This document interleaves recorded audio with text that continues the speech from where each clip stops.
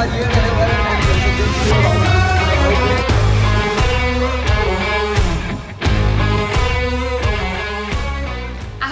moje meno je Katka, vítajte v mojom kanáli a vítajte v trojdielnej sérii videí o mojom prvom maratóne, ktorý som zabehla takto presne pred týždňom v Amsterdame.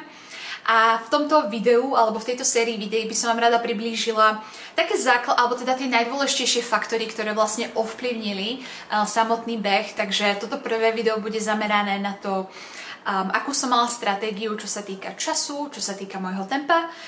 Ďalej vám poviem niečo o tom, ako som sa stravovala, či už pred samotným pretekom, alebo počas samotného behu a rovnako niečo aj na zotavenie vlastne po behu. A v poslednej časti tohto videa vám poviem aj niečo o tom, čo som mala na sebe, v akých topánkach som bežala a tak podobne. Ďalšia časť tejto série bude potom viacej zameraná práve na ten tréningový program, čo ja si myslím, že je práve tá najdôležitejšia časť tej prípravy na maratón. A rovnako tam niečo poviem o mojich zraneniach, ako som ich riešila a podobne. A v poslednej časti poviem niečo o samotnom amsterdamskom maratóne, či ho odporúčam, ako to prebiehalo, aká bola organizácia a tak ďalej. Ale sústreďme sa na to, o čom má byť toto prvé video. Takže začnem s tým tempom a stratégiou tempa, akú som vlastne mala nastavenú. Je to, povedala by som, že jedna z najdôležitejších vecí počas toho samotného maratónskeho dňa, kedy bežíte ten pretek, je to, akú stratégiu si zvolíte. A veľa maratóncov alebo maratónskych bežcov, ktorí bežia maratón poprvýkrát, urobia tú veľkú chybu, že vlastne na začiatku sú až príliš ambiciózni, vyštartujú asi trochu rýchlejšie, ako by chceli a potom vlastne narazia na to, že na konci toho samotného behu sú už vyčerpaní, nedokážu udržať to tempo a niektorí dokonca skončia tým, že ho odkráčajú až do konca. Pokiaľ sa tomuto chcete vyhnúť, je naozaj dôležité byť tak ako úprimný sami k sebe a nastaviť si to tempo tak, aby ste ho boli schopní udržať.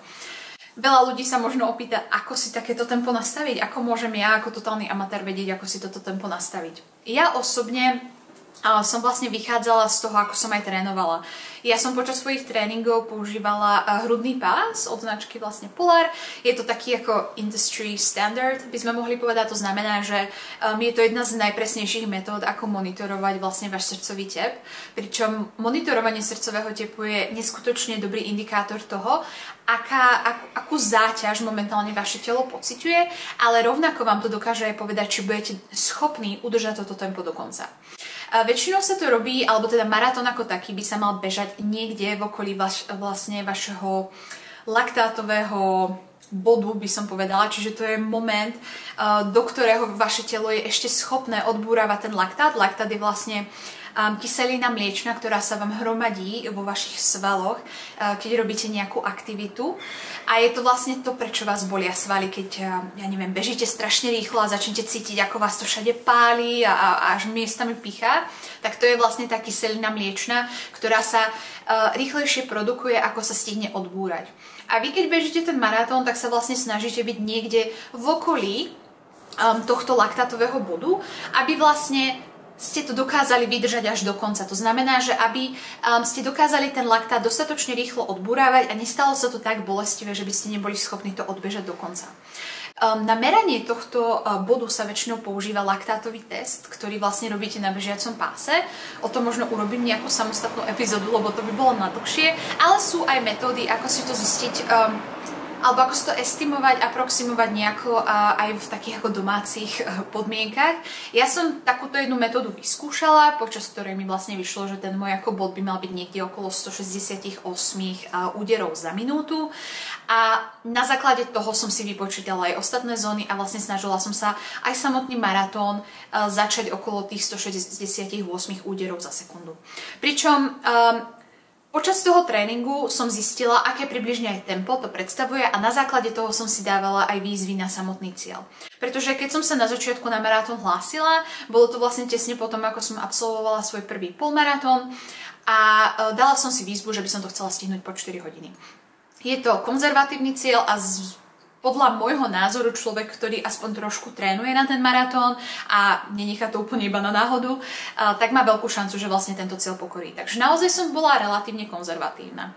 Ale počas toho tréningového bloku, ako som vlastne sa snažila behať podľa týchto ako srdcovo-tepových zón, tak som prišla na to, že naozaj dokážem udržať aj rýchlejšie tempo bez toho, aby vlastne som sa dostala nejako na tento hraničný bod. A ku koncu môjho tréningu, keď vlastne už som sa naozaj blížila k tomu maratónu, takže keď som bola nejaký ten mesiac vlastne od samotného preteku, tak už som mala takú predstavu, že kde asi by som mohla byť. A tam mi to vychádzalo, že malo by byť realistický cieľ niekde pod 3 hodiny až 30 minút, čo sa nakoniec ukázalo ako pravdivé a som neskutočne šťastná, že sa mi to podarilo. Ale späť k tej stratégii. Pokiaľ človek chce zabehnúť maratón za 3 hodiny 30 minút, musí bežať v priemere pod 5 minút na kilometr. Takže moja stratégia bola takzvaná, alebo teda v angličtine sa nazýva negative splits, čo je veľmi často používaná stratégia a je to kvôli tomu, alebo teda najprv vysvetlím, o čom tá stratégia vlastne je. Je to o tom, že vlastne začínate bežať pomalšie a až počas vlastne toho samotného preteku zrýchlujete. Prečo sa to robí, alebo prečo je to také populárne? Takže hlavný dôvod je ten, že na začiatku máte veľa energie, máte relatívne odpočaté nohy, pretože ste mali snáď predtým čas, vlastne tzv. Tapering, kedy znížite intenzitu, aby si práve tie nohy oddychli a boli pripravené na ten maratón. A preto na začiatku sa vám môže zdať, že je ten maratón jednoduchý. Tak to bolo aj v mojom prípade. Naozaj tých prvých 21 km bolo za mňa relatívne jednoduchých, nemala som tam žiadnu krízu alebo niečo podobné.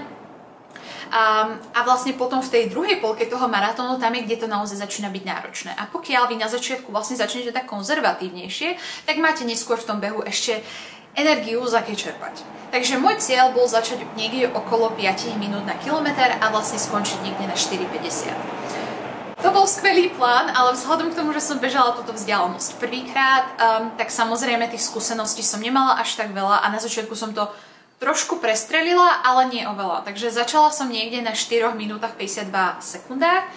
Momentálne dám na obrazovku aj, aké bolo moje reálne vlastne tempo na základe aplikácie, vlastne, ktorá nás merala počas toho samotného behu.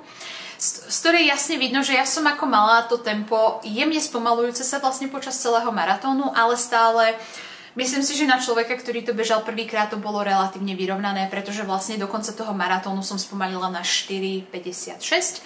To znamená, že som sa celý ten pretek udržala pod 5 minútami, čo mi nakoniec dalo čas 3 hodiny 28 minút a 11 sekúnd.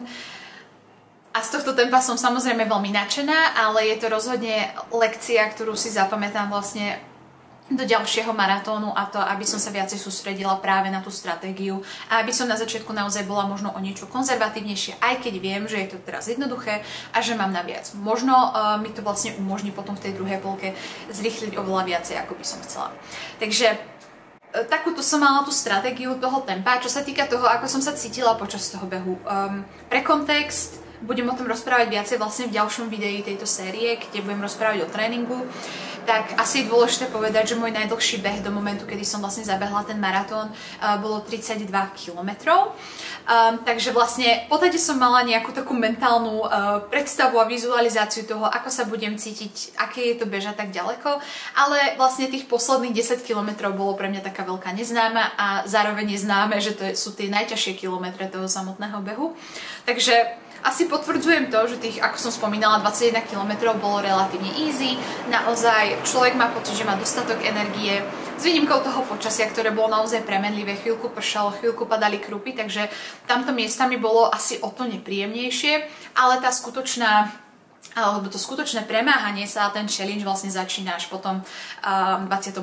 kilometri, kedy už začínate byť unavení, už toho začínate mať plné zuby, ale ešte stále vás akože niečo poháňa dopredu. Za mňa to bol hlavne túžba ísť do suchého a teplého miesta, keďže akurát v tom období začali padať tie krupy a naozaj už mi bola strašná zima. Ale vydržali sme to. A čo bolo asi najťažšie časť toho maratónu, tak bolo takých tých posledných 5-7 kilometrov, kedy už naozaj tie kilometre ubúdali neskutočne pomaly. Čiže tam už človek cíti, že tie nohy sa stávajú ťažké. Hej? Že není to vyslovene bolesť, ani pýchanie, nič také, ale len som mala proste pocit, že tie nohy už nebežia s takou ľahkosťou, že ako keby mali o 10 kg viacej ako majú. Takže ten koniec je naozaj náročný, ale aj napriek tomu sa mi podarilo posledných 500 metrov odšprintovať, hoci som sa pri tom tvárila strašne. Vlastne ja veľmi sympatizujem s pánom Zátopkom, asi jedným z našich najznámejších československých maratóncov. Toto som si musela kúpiť. Akože mať tričko so Zátopkom, to jednoducho ako čerstvá maratónkyňa musí mať. Takže áno, najkrajší moment z celého maratónu je rozhodne pocit v cieli. Keď som prebehla to cieľovou líniou, tak naozaj to sa vám navalia slzy do očí, aj keď vás všetko bolí, čo vás naozaj všetko boli, minimálne mňa teda bolelo, tak je to krásny pocit a tým, že sa to vlastne končilo na tom olympijskom štadióne, tak človek má pocit, že je zrazu olympionik, alebo ako naozaj je to nádherné a za toto stojí. Takže to by bola prvá časť tohto videa a teraz poďme na druhú časť, v ktorej sa budeme rozprávať práve o stravovaní, alebo o tom, ako vlastne zabezpečiť to, aby ste sa počas toho maratónu cítili čo najlepšie. Samotná, alebo to, ako sa vám bude bežať, začína oveľa skôr ako v ten deň toho samotného maratónu a začína to takouto prípravou vašeho tela, čo sa týka toho stravovania hlavne, to, akú zásobu mu vlastne vytvoríte, z čoho bude potom to telo ťahať počas celého toho maratónu. V angličtine sa tomu hovorí carb loading, čo ako v preklade znamená, že vy vlastne zásobíte svoje telo sacharidmi, to znamená, že pokiaľ bežne jete 30% alebo 50% vašeho jedálnička sú sacharidy, to znamená, predstavte si pastu, pizzu, chlieb, zemiaky, tak prejdete povedzme na 60%, v tých posledných dňoch možno na 80%. Čiže je to vlastne o tom, že vy začnete príjmať väčšiu proporciu kalórií vo vašom dni práve zo sacharidov. A ten hlavný účel tohto je, aby vlastne vaše svaly alebo glykogén vo vašich svaloch, čo je ten hlavný zdroj tej energie na začiatku vašeho behu, prvých 90 minút pre väčšinu ľudí, tak aby ste mali z čoho čerpať a aby tieto zásobníky boli ako keby čo najviac doplnené až do prasnutia. No a to zabezpečíte práve tým, že zvýšite tento príjem tých sacharidov. Takže ja som začala už vlastne v pondelok, v ten týždeň, v ktorým som bežala maratón, zvyšovať množstvo sacharidov, ktoré som príjmala, čo prvé 3 dní to naozaj nebolo nič extrémne, bolo to o tom iba, že som proste jedla menej tučných vecí, viacej práve tých sacharidových. A reálne som to začala nejakým spôsobom riešiť ešte posledné 3 dni pred maratónom, to znamená, že štvrtok, piatok, sobota. Vzhľadom k tomu, že som do Amsterdamu cestovala a jedla som tam v reštauráciách a tak samozrejme sa to nedalo úplne kontrolovať, ale aj tak som sa snažila vlastne v reštauráciách voliť pokrmy, ktoré obsahovali viacej sacharidov, takže boli to palacinky, bolo to veľa sladkých vecí, veľa ovocia. Ale čo je asi najdôležitejšie, je to jedlo, to posledné jedlo, alebo tá večera, ten vlastne deň pred samotným maratónom, hlavne pokiaľ ho bežíte ráno. Vtedy je to neskutočne dôležité jedlo. A je veľmi dôležité, aby toto jedlo bolo z vecí, na ktoré ste zvyknutí, z vecí, u ktorých viete, že vám nespôsobia nejaké žalúdočné problémy a rovnako sú ľahké vlastne na to zažívanie. V tomto prípade neplatí to, že vláknina je skvelá, veľa vlákniny, ktorá väčšine ľudí chýba v ich jedálničku, ale v tomto momente platí menej vlákniny je lepšia voľba, pretože vaše telo to dokáže rýchlejšie spracovať a naozaj to nezaťažuje váš organizmus a máte potom aj lepší spánok, pretože nemusí tak dlho spracovávať tú potravu. Takže ja som vlastne si dala biele pečivo, zjedla som asi polovičku bochníka chleba kukuričného, pretože milujem kukuričný chlieb, ale normálne si ho nekúpujem, pretože jedávam väčšinou celozrnné pečivo, ale teraz som si ho dopriala s tým, že som to skombinovala s humusom, v ktorom bolo trošku tukov, trošku proteínov, len na nejaké takéto vyváženie a napokon som ešte zjedla balíček hrozna. Pretože hrozno milujem a hrozno obsahuje strašne veľa cukrov, je to jedno z najsladších ovocí a preto som sa vlastne rozhodla pre toto hrozno. Takže to by bolo vlastne všetko to, čo som robila pred tým samotným maratónskym dňom. A v deň toho maratónu je vlastne najdôležitejšie, aby ste si vybrali raňajky, ktoré máte otestované, máte ich vyskúšané. Pod slovom otestované myslím ste zvyknutí ich jedávať, sú to raňajky, ktoré ste napríklad zvykli jedávať pred vašimi dlhými behmi a je dôležité, aby ste nechali dostatok času vlastne pred začiatkom toho maratónu, aby vaše telo dokázalo túto potravu spracovať a aby vám to nestálo v žalúdku, lebo asi viete, že nie je nič horšie ako bežať s jedlom, ktoré sa vám akože myká v žalúdku. To je fakt ako nepríjemné a môže vám z toho prísť až zle, keď beháte. Takže ja som bola zvyknutá na to jedávať ovsenú kašu, čo je asi najpopulárnejšie jedlo medzi bežcami, alebo najpopulárnejšie raňajkové jedlo, a to je kvôli tomu, že ovsené vločky sú skvelé na to trávenie. To znamená, že nezaťažujú ho príliš, ale zároveň vám dajú energiu, ktorá dokáže vydržať relatívne dlho a uvoľňuje sa postupne. Takže ja som zvolila práve ovsenú kašu, akurát teda tu je taká malá vec, že tým, že cestujete, tak si to úplne nedokážete pripraviť doma. A preto som zvolila instantnú ovsenú kašu, takú tú, ktorú iba zalejete vlastne horúcou vodou, na ktorú som síce nebola zvyknutá, ale podľa ingrediencií mi to prišlo, že je to veľmi podobné aj tomu, čo si pripravujem doma. Takže som mala dva také sáčky, pretože samotný ten sáčok je jednoducho nič. Ten malý sáčok obsahuje možno tak 200 kalórií a to naozaj nie je dostatok. Takže som mala dva tieto sáčky a potom som ešte mala banán. Dokopy to bolo asi 500 kalórií a z toho asi 100 gramov sacharidov, čo by som povedala, že je celkom fajn pomer ako pre predmaratónske raňajky. Takže toto som zjedla asi tak 2,5 hodiny predtým, ako som bežala, čo mi dávalo dostatok času na to, aby som to dokázala stráviť. Následne sme sa presunuli na samotný štadión, kde 15 minút predtým, než som bežala, tak som zjedla ešte jeden banán. Prečo som sa rozhodla pre banán práve? Pretože väčšina ľudí si dáva vlastne pred začiatkom toho preteku gel. Tak bol dôvod, že som vedela, že ten gel budem užívať počas celého toho behu a že jednoducho budem otrávená z tej konzistencie, z tej chuti, z toho množstva cukru, ktoré tam je. A chcela som mať ešte trošku textúry predtým, než budem behať, takže som sa rozhodla pre banán.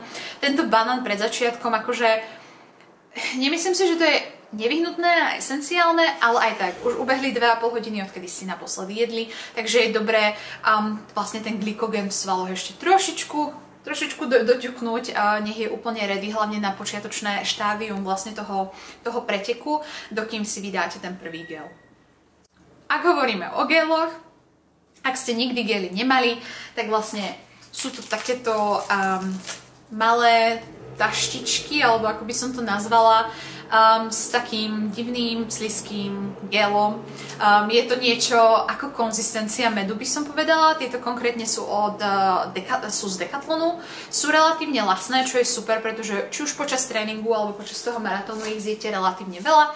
Takže je dôležité, aby to bolo za cenu, ktorú ste ochotní častejšie ako míňať a není vám toho toľko vlastne minúť a nezrujnuje vás to. Takže to bola vlastne značka gelov, na akú som bola zvyknutá, s ktorými som trénovala a tie som teda jedla aj počas toho maratónu. Moja stratégia vlastne vyplývala z toho, aké sú odporúčania na príjmanie stravy alebo príjmanie sacharidov počas toho behu. Takže jedla som približne 1 gel každých 30 minút, čo dokopy dávalo asi 60 gramov sacharidov na hodinu behu a to je v hraniciach alebo v tých odporúčaných vlastne hraniciach na to, koľko by ste mali byť schopní prijať. Myslím si, že do budúceho maratónu sa pokúsim toto množstvo ešte zvýšiť, pretože naozaj som mala pocit, že vždycky, keď moje nohy začínali byť ťažšie počas toho behu, tak pokiaľ som si dala ten gel, tak sa to zlepšilo. Z čoho mi vyplýva, že to telo naozaj potrebovalo ešte trošku viacej tých cukrov na to, aby dokázalo vlastne mať ten maximálny potenciál.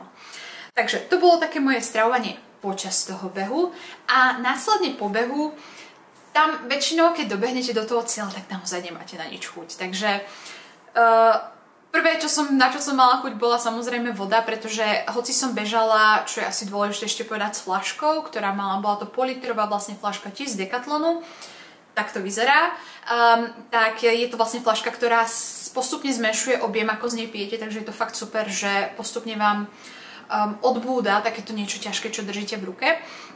A ja som to používala hlavne na zapíjanie tých gelov. Hoci tieto gely sa dajú jesť aj bez toho, aby ste ich nutne museli zapíjať, pretože ten gel je relatívne tekutý, tak aj tak je veľmi dobré si proste iba prepláchnuť tie ústa, lebo miestami to je nepríjemné, keď máte taký taký ten sladký povlak na zuboch a tak podobne.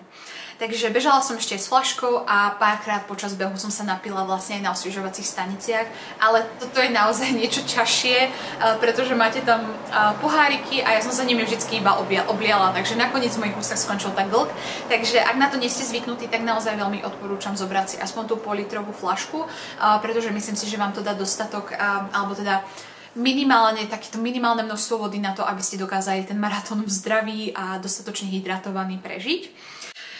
Takže späť k tomu, čo sa stalo, keď som prišla do cieľa. Takže väčšinou tam mávate nejaké ovocie, my sme dostali konkrétne banán a potom máte na výber nejaké jontové nápoje väčšinou, čo ja už v tento moment som naozaj nechcela nič sladké alebo teda umelo sladené, ako napríklad jontový nápoj. Takže som išla skôr do vody a banánu. A následne, keď sme sa stretli s maminou a už som mala vyritú medailu a všetko, tak som mala kúpené vlastne aj také tie malé Alpro mliečka, ja som mala banánové.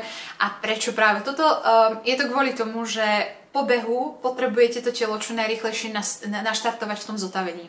A na toto je ideálna vlastne kombinácia bielkovín, ktoré sú stavebné zložky vlastne všetkých vašich svalov, vašich buniek a sacharídy. Pretože to doplní vlastne tie glykogénové zásoby, ktoré máte momentálne totálne vyčerpané. Takže preto je či už čokoládové, banánové alebo akékoľvek mlieko.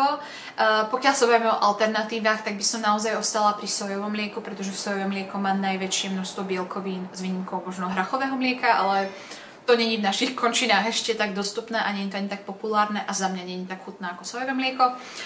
Takže to som zjedla alebo vypila hneď potom, ako som skončila a následne potom v meste už som si nechala absolútnu voľnosť v tom, čo chcem jesť, kde potom ako jete asi tých 6 gelov za sebou, tak naozaj jediné, čo som chcela, bola nejaká textúra, takže ak si dobre spomínam, tak som mala nachosky, korejské pancakey a ešte tradičné holandské bitty bolens. Vo vegánskej verzii samozrejme.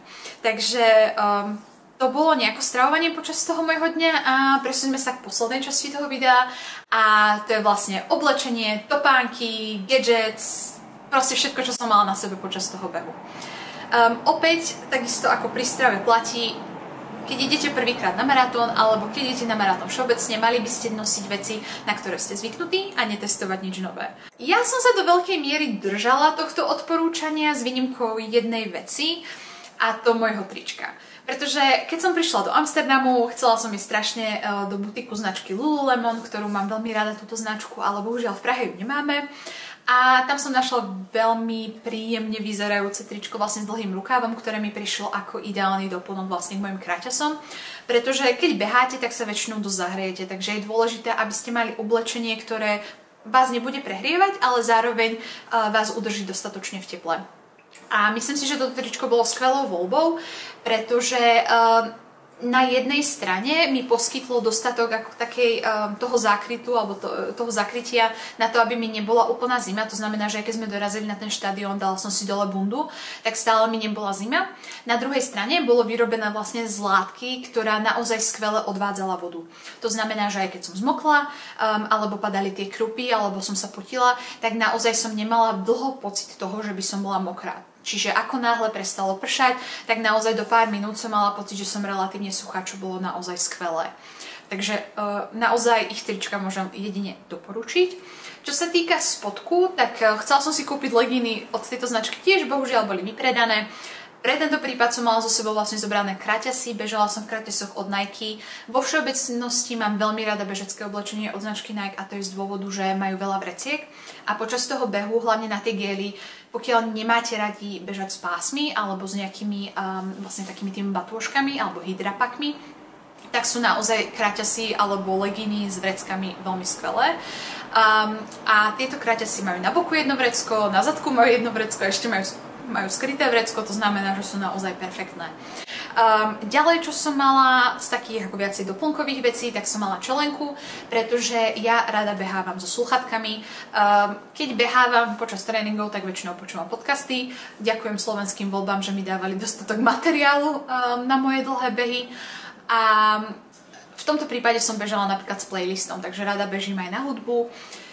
Počúvala som konkrétne Florence and the Machine a Taylor Swift, ak by to niekoho zaujímalo. A tá čelenka vlastne slúži na to, že pomáha mi udržať tie slúchatka v ušiach. Pretože neviem, aký máte vzťah s AirPodskami vy, ale mne osobne AirPodsky vždycky vypadávajú z uší. A asi nechcete strátiť slúchatka za také peniaze, takže ja veľmi rada behávam s tou čelenkou, ktorá ich drží pekne pri sebe. Takže to bol prvý taký doplnok. Druhý doplnok sú vlastne kompresné rukávy na nohy, alebo ako by som to bola, kompresné štucne od značky Compressport. Oni sú skvelé v tom, že počas tréningového bloku som mala vlastne jedno zranenie práve v časti vlastne lítiek a vzhľadom k tomu, že oni sú kompresné, tak viac si spevnia tú nohu a máte taký väčší pocit istoty. Čiže nie je to nejaká prevencia, alebo rovnako to nie je nejaké liečenie, ale za mňa je to niečo, čo mi spohodlňuje ten samotný beh. Čo sa týka topánok, tak tam som sa rozhodla pre topánky od značky Nike. Sú to vlastne Vaporfly trojky. Prečo tieto topánky? Ja vlastne, keď som si vyberala topánky, či už na môj tréning, alebo vlastne na ten beh, tak som rozhodne chcela nejaké, ktoré majú karbonovú doštičku. Pre tých, čo neviete, tak topánky s karbonovou doštičkou sa nazývajú čiže ako v angličtine super shoes a boli vlastne vyvinuté vtedy, keď sa Eliud Kipchoge pokúšal vlastne prekonať ten dvojhodinový maratónsky rekord. A sú navrhnuté vlastne tak, že tá karbonová doštička vás ako keby poháňa dopredu a odráža vás. Takže ja som to chcela vyskúšať a chcela som mať každú výhodu, ktorú môžem mať na tom behu. Prečo som si ale vybrala tieto konkrétne, tak je kvôli tomu, že som vlastne skúšala aj iné topánky a prišlo mi, že tieto sú z tých karbonových pre mňa, na moju nohu, ktorá je širšia, asi také najpohodlnejšie, majú dostatok priestoru vlastne na tejto špičkovej časti, to znamená, že mi netlačia prsty, pretože nie je nič nepríjemnejšie ako prísť o nechet, hovorím z vlastných skúseností. A ďalšia výhoda, ktorá sa ukázala skvelá práve v Amsterdame, je to, že pokiaľ si všimnete, tak oni sú vyrobené ako keby z takej sieťoviny, ktorá je totálne priehľadná. To znamená, že aj keď pršalo a totálne som zmokla, tak tieto pánky sa vlastne nenasiakli tou vodou a nestali sa z nich také 2 5-kilové činky, ktoré by ste ťahali vlastne tých 42 km na nohe. Takže plne odporúčam tieto topánky, momentálne majú novú farbu, také dotyrkysová, takže nad tými uvažujem práve na môj ďalší maratón. A ešte veľmi podstatná vec, to sú ponožky, aby som na ne nezabudla. Ja som bežala v merino ponožkách od značky Smartwool. Odporúčam 100% tieto ponožky vyskúšať, mám vlastne niekoľko párov a ešte mám teraz objednané ďalšie. Prečo sú skvelé? Po A merino nesmrdí tak ako bavlna alebo ako polyester. Po B skvele odvádzajú vlhkosť, to znamená, že rovnako ako pri tom tričku, aj keď som zmokla, bola som totálne mokrá, tak po pár minútach, keď ten dážď vlastne prestal, tak som nemala pocit, že moje nohy sú opäť strašne mokré a nebola mi taká veľká zima. Takže to bol asi taký posledný a veľmi dôležitý, bolo to veľmi dôležitá časť môjho outfitu. A potom ešte čo sa týka nejakých technológií, s ktorými som behala, alebo okrem vlastne mojich hodiniek, mojich sluchadiek, tak bol hrudný pás, ktorý som používala či už počas tréningu, alebo aj počas samotného behu. Je to trošku kontroverzné, nie veľa ľudí v tom rádu beha, ale pre mňa osobne to bolo skvelé na to, aby som si práve dokázala monitorovať, akú záťaž momentálne zažívam a či by som mala zrýchliť alebo spomaliť.